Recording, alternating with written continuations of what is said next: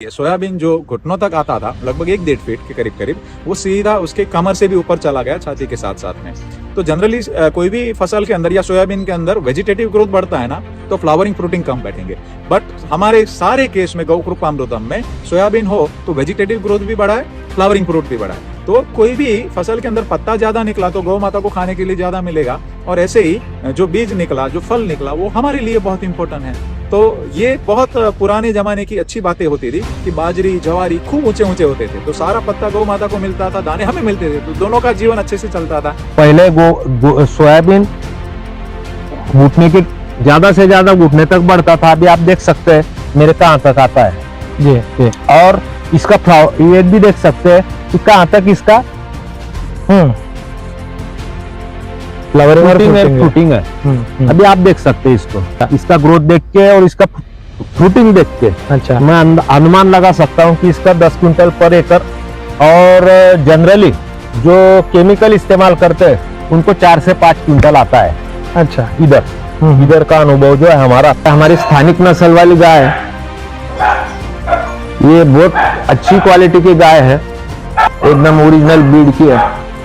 अभी आप देखेंगे हम 2 ही थनों का दूध निकालेंगे, 2 थन बच्चे के लिए छोड़ देंगे। बच्चा भी साथ में दूध पीता है, हम भी साथ में दोहन करते हैं।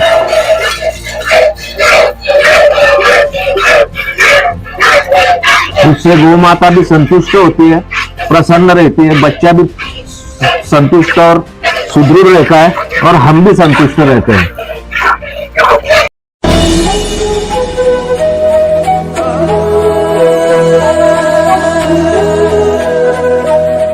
किसान मित्रों, वंदे मातरम, वंदे गौ मातरम।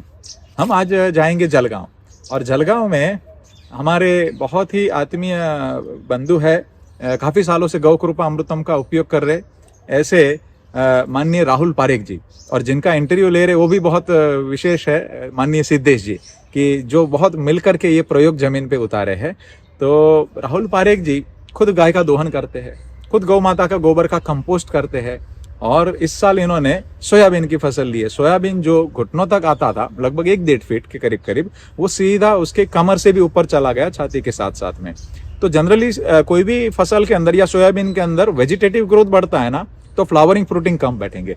बट हमारे सारे केस में गौ कृपा अमृतम में सोयाबीन हो तो वेजिटेटिव ग्रोथ भी बढ़ा है, फ्लावरिंग फ्रूट भी बढ़ा है। तो कोई भी फसल के अंदर पत्ता ज्यादा निकला तो गौ माता को खाने के लिए ज्यादा मिलेगा, और ऐसे ही जो बीज निकला, जो फल निकला, वो हमारे लिए बहुत इंपॉर्टेंट है। तो ये बहुत पुराने जमाने की अच्छी बातें होती थी कि बाजरी ज्वारी खूब ऊंचे ऊंचे होते थे, तो सारा पत्ता गौ माता को मिलता था, दाने हमें मिलते थे, तो दोनों का जीवन अच्छे से चलता था। तो राहुल पारेख जी ने सोयाबीन में सुंदर परिणाम लिए। काफी साल पहले हमने उनका जो मौसमी के अंदर परिणाम, कपास के अंदर परिणाम, हमने फोटो डाले हुए हमारी पीपीटीज के अंदर भी है। और राहुल जी को मैं धन्यवाद कहूंगा, क्योंकि वो खुद वकील होते हुए खेती भी कर रहे और काफी लोगों को प्रेरणा दे रहे, गौ कृपा अमृतम निःशुल्क बांट रहे, और खुद अभी भी जमीन से जुड़ के गौ माता को प्रेम के साथ रखते हुए, सम्मान पूर्वक रखते हुए ये प्रक्रिया कर रहे। उसलिए विशेष धन्यवाद राहुल पारेख जी और आपके पूरे परिवार, और सिद्धेश जी और सभी का बहुत बहुत धन्यवाद। और उनसे प्रेरणा लेते, उनके मुख से ही सुनते कि क्या क्या उनके अनुभव है। मित्रों, वंदे मातरम, वंदे गौ मातरम। आज हम महाराष्ट्र के जलगांव जिले में धरणगांव गांव में एडवोकेट राहुल पारेख जी के खेत में खड़े हैं। आज जिस हम खेत में हैं वहां पर सोयाबीन के फसल में बहुत अच्छा इनका परिणाम ये ले चुके हैं। तो आइए हम इनसे जानते हैं कि किस तरह से इन्होंने शुरुआत से इसके अंदर गौ कृपा का एप्लीकेशन है वो किया, और क्या क्या इनका अनुभव रहा इसके अंदर। सबसे पहले नमस्कार। नमस्कार। मुझे आप बताइए कि ये जो आपने सोयाबीन लगाया है, तो आपने कौन से तारीख को लगाया, इसके अंदर कितने प्रमाण के अंदर आपने गौ कृपा अमृतम अप्लाई किया, और गोबर कितना अप्लाई किया, ये विस्तृत में आप सभी किसानों को बताइए। ये सोयाबीन मैंने 17 जून को लगाया है। अच्छा। और मैंने पर एकड़ 10 टन गोबर का इस्तेमाल किया है, और पर एकड़ 1000 लीटर गौ कृपा अमृतम का इस्तेमाल किया है, आइदर ड्रिंचिंग हो या फिर स्प्रेइंग हो। अच्छा। 7 से 8 बार मैंने स्प्रेइंग किया है, और 3 से 4 बार ड्रिंचिंग किया है इसको। अच्छा जी। पहले सोयाबीन घुटने के ज्यादा से ज्यादा घुटने तक बढ़ता था, अभी आप देख सकते हैं मेरे कहाँ तक आता है। जी जी। और इसका फ्लावर ये भी देख सकते हैं कि कहाँ तक इसका फ्लावरिंग और फ्रूटिंग है। अभी आप देख सकते हैं इसको, इसका बेहतरीन रिजल्ट है। मैं 7 साल से गोकृपामृतम से खेती करता हूँ, मेरे को बेहतरीन रिजल्ट मिलते हैं इसके। अच्छा, तो जैसा आपने वर्णन किया कि लगभग बाकी काश्तकार भी बहुत बड़े प्रमाण पे महाराष्ट्र के अंदर सोयाबीन की फसल लेते हैं जी। तो कोई भी अगर वैरायटी हम देखें तो कितना अनुमान एक एकड़ का उनको खर्चा आता है उगाने का, रासायनिक खाद और पेस्टिसाइड का, उसके बाद उनको कितना पैदावार आता है और इसका जो ग्रोथ है वो कितना दिखता है, और उसी के अंतर्गत अगर दूसरा तरफ हम देखें जो गौकृपामृतम से हमने ये फसल ली है तो इसके अंदर आपको कितना खर्चा आया, आपको कितना इसके अंदर से उत्पाद आपको अनुमानित है कि इतना आएगा, और दूसरा कि ये जो ग्रोथ है इसका कंपैरिजन आप सबको बताइए। जी देखिए, सबसे पहले रासायनिक इससे जो कोई भी वैरायटी हो उससे आपका ग्रोथ सिर्फ घुटने की तरफ दिखता है।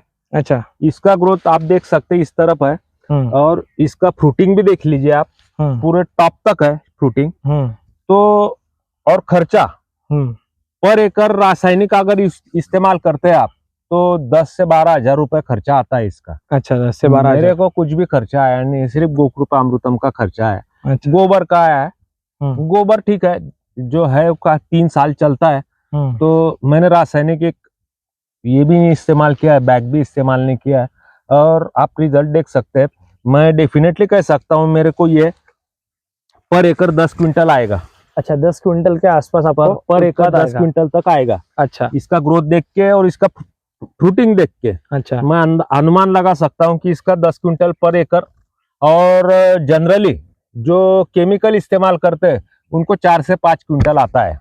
अच्छा, इधर का अनुभव जो है हमारा पहले पास से, तो इसका 4 से 5 क्विंटल आता है, पर ये मेरे को 10 क्विंटल आएगा। आप फ्रूटिंग देख सकते हैं, आप खुद देख सकते हैं, नीचे से पूरे ऊपर तक टॉप तक फ्रूटिंग है इसका जी। तो ये 10 क्विंटल तक आएगा। अच्छा, और गोकृपामृतम के इस्तेमाल से कभी भी रासायनिक के मुकाबले ये ज्यादा ही उत्पाद देगा। बिल्कुल बिल्कुल। तो आपने इसका प्लांटेशन कौन सी तारीख के 17 किया था? 17 जून को।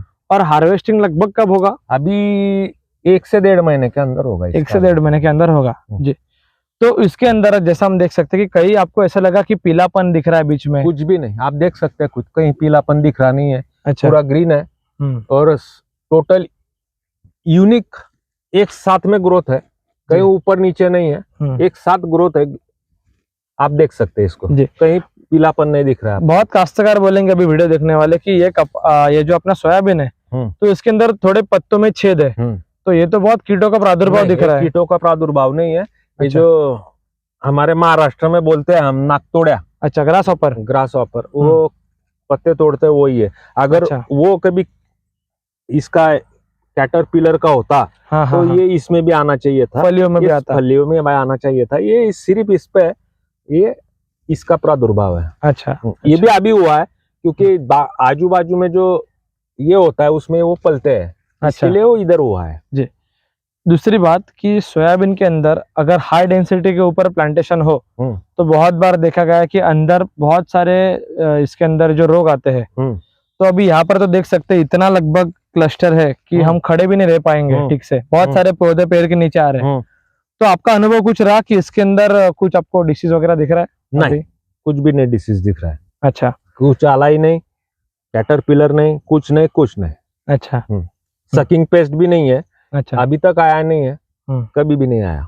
अच्छा, तो किसान मित्रों जैसा हम देख सकते हैं कि बहुत महाराष्ट्र के और बाकी क्षेत्रों में बहुत सारे किसान जो है तो सोयाबीन का वो उत्पाद लेते हैं, फिर बहुत बार वो रासायनिक खाद उसका इस्तेमाल करते हैं, वो रासायनिक पेस्टिसाइड्स का इस्तेमाल करते हैं। करने के बावजूद भी उनको अगर ये जैसे इनका कहना है कि 6 से 7 क्विंटल ज्यादा से ज्यादा उत्पाद एक एकड़ में आ रहा है, 4 से 5, तो गौकृपामृतम आधारित अगर मैं सोचता हूँ इनका 10 कहना है, मैं तो बोलता हूँ अगर 8 क्विंटल भी आता है तो लगभग हम जो उसके अंदर इनपुट्स डाल रहे हैं, जो हमारा पैसा जा रहा है, एक तो बहुत कम है, दूसरा उत्पाद जो बाहर आ रहा है वो बहुत अच्छे गुणवत्ता का है, तो इसका ये जो पत्ते हैं ये बाद में गायों के काम आएगा। दूसरा इसका जो आच्छादन जमीन के ऊपर होगा, इससे जमीन का भी लाइफ बढ़ेगा।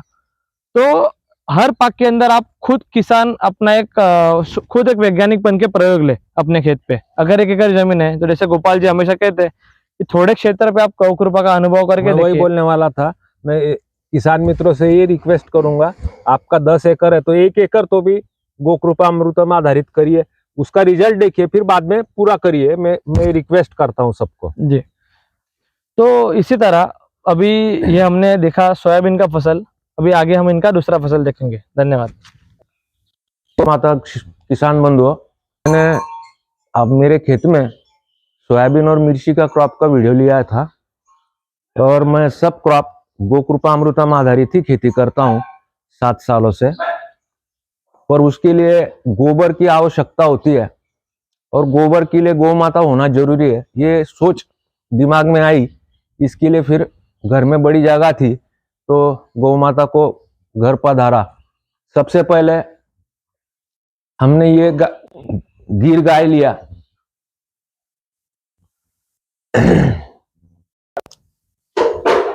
ये गिर गाय लिया। गिर गाय लेने के बाद में दिमाग में और एक सोच आई कि क्यों ना अपना जो स्थानिक नस्ल है उसको बढ़ाया जाए। फिर हमने स्थानिक नस्ल वाली लाल कंधारी लिया। ये हमारी स्थानिक नस्ल वाली गाय है, ये बहुत अच्छी क्वालिटी की गाय है। इसकी चमक देखिए दोस्तों आप, एकदम ओरिजिनल ब्रीड की है।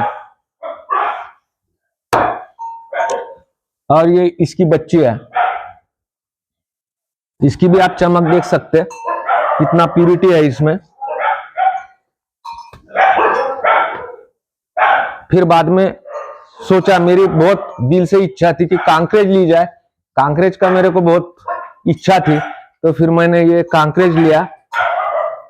ये भी बहुत अच्छी नस्ल वाली गाय है, सब देशी क्वालिटी, सब देशी गाय है। बहुत से लोग मुझे बोलते थे कि आप वकील हो, ये घर में कचरा क्यों रखा है, गोबर का कचरा बोलते थे। मैं बोलता था ये कचरा नहीं, लक्ष्मी है,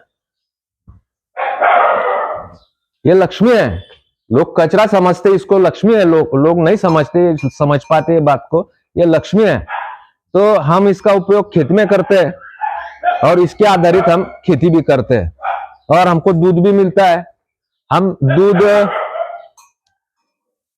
धर्म और शास्त्र के हिसाब से, और गोपाल भाई जो हमेशा कहते हैं कि 2 थनों का दूध अपने लिए और 2 थनों का बच्चे के लिए, तो हम उसका पालन करते हुए 2 ही थनों का दूध निकालते हैं। अभी देखेंगे आप, मैं दूध निकाल रहा हूं, हम 2 ही थनों का दूध निकालते, 2 थन बच्चा पीता है।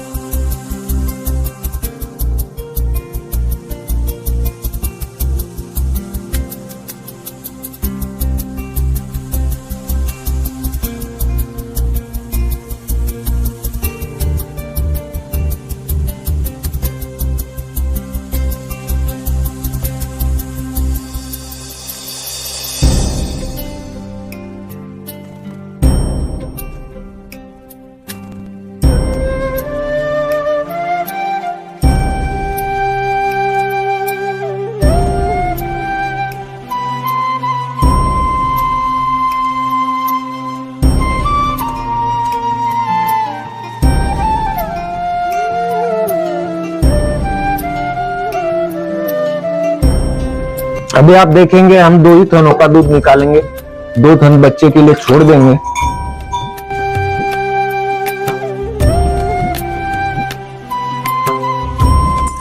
बच्चा भी साथ में दूध पीता है, हम भी साथ में दोहन करते हैं।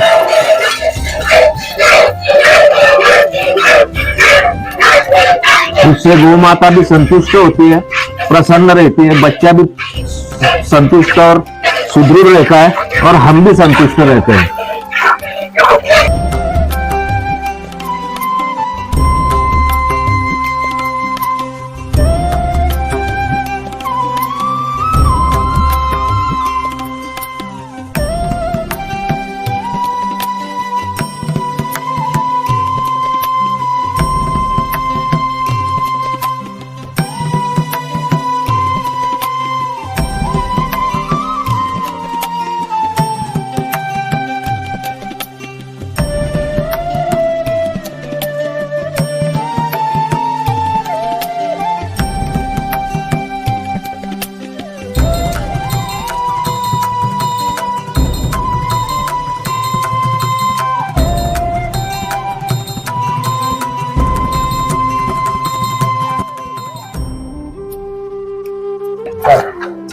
बहुत से लोग बोलते हैं 4 थनों का दूध बच्चे ने पिया तो गाय दूध कम देती है, पर ये गलत धारणा है। बच्चा जितना लगता है उतना ही पीता है। हमको भी घर जितना 3-3.5 लीटर दूध मिलता है, उसमें गौ माता भी, बच्चा भी संतुष्ट और हम भी संतुष्ट, और हमको दूध सब बराबर हो जाता है।